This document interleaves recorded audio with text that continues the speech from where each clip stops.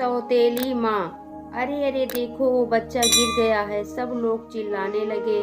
8 साल का गोलू सड़क पर साइकिल चलाते चलाते गिर पड़ा।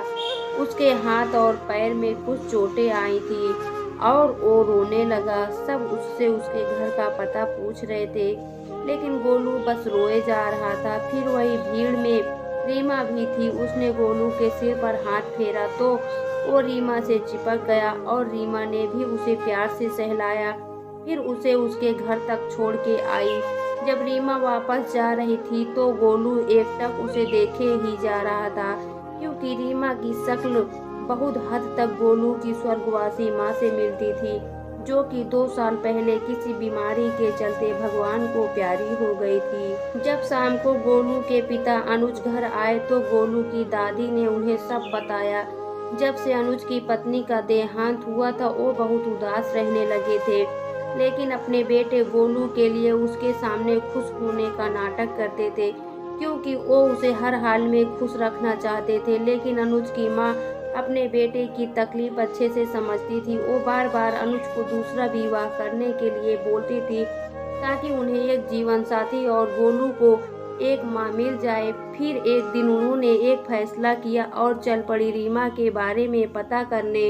रीमा, जो कि 30 साल की हो चुकी थी, उसके मन में शादी के नाम से ही नफरत थी, क्योंकि उसके पिता ने उसकी माँ को कभी भी खुशी से रहने नहीं दिया।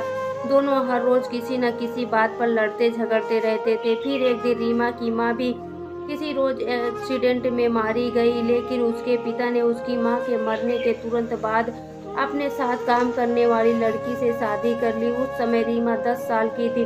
उसकी सौतेली माँ उसे हमेशा डांटती रहती थी और उससे घर का सारा काम करवाती थी, जिससे रीमा के बालमन को बहुत आघात लगा। उसके पिता भी सब जानते थे, लेकिन अपनी नई पत्नी के मुंह में कुछ बोल नहीं पाते थे। जब रीमा बड़ी हुई तो उसने एक स्कूल में अध्यापिका की नौकरी शुरू की। फिर एक दिन जब गोलू अपनी दादी के साथ स्कूल में दाखिला लेने गया तो उसे वहां रीमा दिखाई दी। रीमा को देखकर खुशी से उछल पड़ा और उससे वापस से चिपक गया। अब दादी ने भी देर न करते हुए रीमा का हाथ अपने बेटे अनुज के लिए मांग लिया, लेकिन रीमा ने शादी के लिए साफ साफ इनकार कर दिया। लेकिन उसके बावजूद दादी रीमा के घर का पता लेकर उसके घर उसके माता पिता से मिलने चली गई। रीमा के माता पिता भी रीमा से पीछा छुड़ाना चाहते थे, इसलिए वो तुरंत शादी के लिए तैयार हो गए। रीमा शादी नहीं करना चाहती थी, लेकिन जब गोलू की दादी ने उसे गोलू और उसकी माँ के बारे में बताया तो रीमा को गोलू में अपना बचपन दिखाई देने लगा।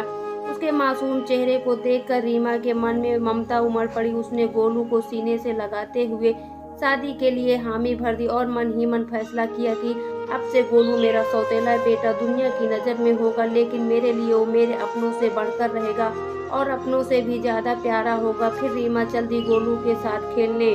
उसका हाथ पकड़कर शायद आज से पहले दोनों इतना खुश कभी नहीं हुए और दो अधूरे एक दूसरे के पूरक बन गए।